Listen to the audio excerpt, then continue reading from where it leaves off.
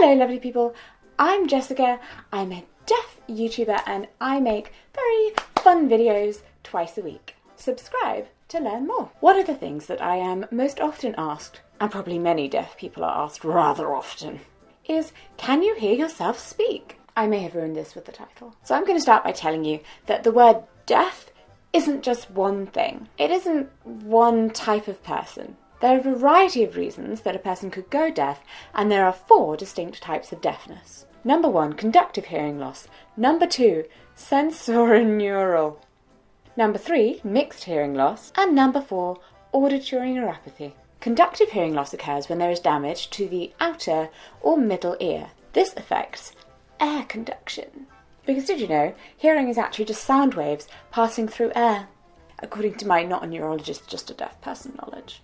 And thus, the sound that should be flowing from outside of your ear, through the ear canal, to your eardrum, and from there via the ossicles, which are like the tiny little bones in your ear, to the middle ear, is stopped by a physical thing.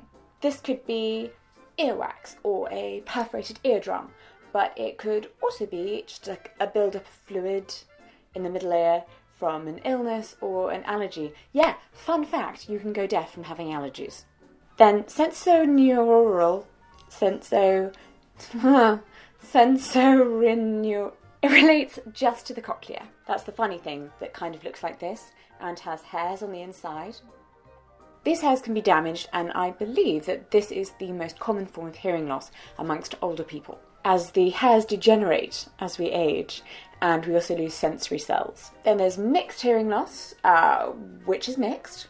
It's literally a mix of the two. Finally, auditory neuropathy, which occurs when there's a problem with the auditory nerve transmitting the signal from the cochlea to the brain. This can fluctuate from profound to mild deafness and is often caused by a neurological condition. Many of these, though, could happen at any age, from injury, illness, or just bad growth, I believe, as you grow.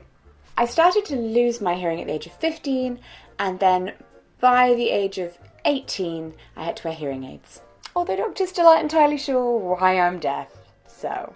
But it is probably something to do with the 2 disabilities that I inherited. One affects my nerves, which are very useful when you're trying to carry sound to the brain, and one affects my connective tissue, of which holds together those tiny little bones that we talked about earlier, the ossicles. Could be either of those, could be both.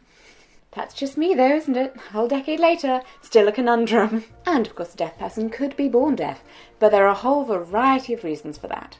The auditory ossicle, which I hope I just said right, please do let me know in the comments down below if that was wrong.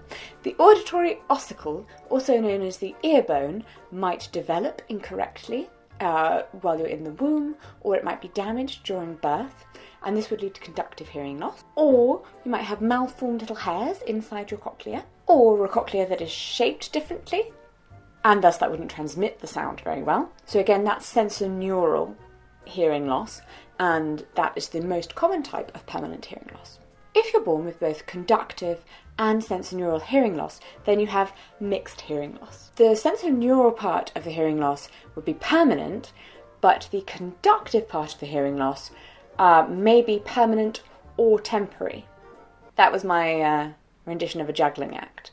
I mean, no one's employing me at the circus. So these are largely physical, although since they're in your ear, you can't really see them. But deafness can also have a neurological cause. Auditory neuropathy, which stops the signals from the cochlea getting up to the brain, can be caused by a lack of oxygen at birth, or jaundice, or a variety of other neurological conditions that you can be born with or develop again. This particular type of hearing loss makes understanding speech in a noisy area particularly difficult, as it's very hard to distinguish one voice from another. Now, any one of these 4 types of hearing loss can lead to profound deafness. But they can also do things like only make you be able to hear low notes, or be able to hear a whisper in a room with no under the sound. Variation.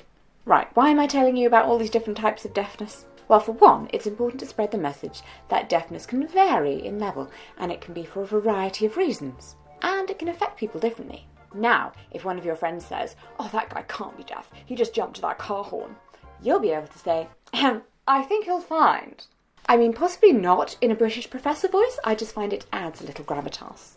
I'm also divulging the range to you because the reason for a person's deafness has bearing on whether or not they can hear sounds coming from inside their own body, and then whether those sounds can be interpreted once they're out there in the world and coming back into the ears. Obviously, those with partial hearing loss can hear their voice to the extent that their hearing loss is partial. But as far as I'm aware, any deaf person can feel the vibrations and resonance of their own voice.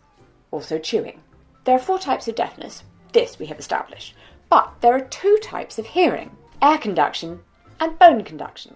So when it comes to hearing your own voice, there are the 2 ways that you could hear it. Air conduction means the sound comes out of your mouth and then travels around into your ear or into your hearing aid or into your cochlear implant. Bone conduction is when vibrations are imparted to the bone structure of your skull and jaw and then transmitted to the cochlea that way, which totally bypasses your eardrum and any outer ear issues.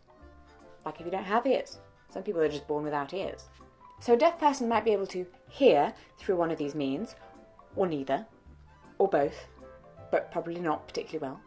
Please do bear in mind, being able to hear with the help of an aid does not make a person hearing. Having a cochlear implant does not make a person hearing. They are still deaf. This aid is not equal to actual hearing, and it's really not perfect.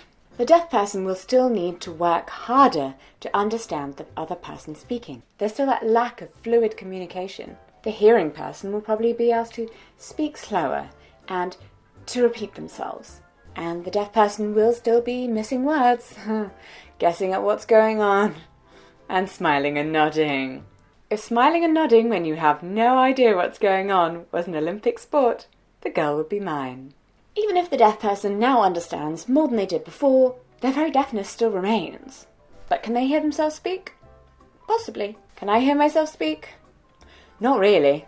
Okay, so, trying to explain. For me, sound is less of a sound. Genius, Jessica. And it's more of a movement. So, some sounds are like this. Some sounds are like this. Some sounds are like this. Does that make any sense to anyone? Okay, basically, when I speak, I feel this in my mouth. Mouth, that was a particular one. Mouth.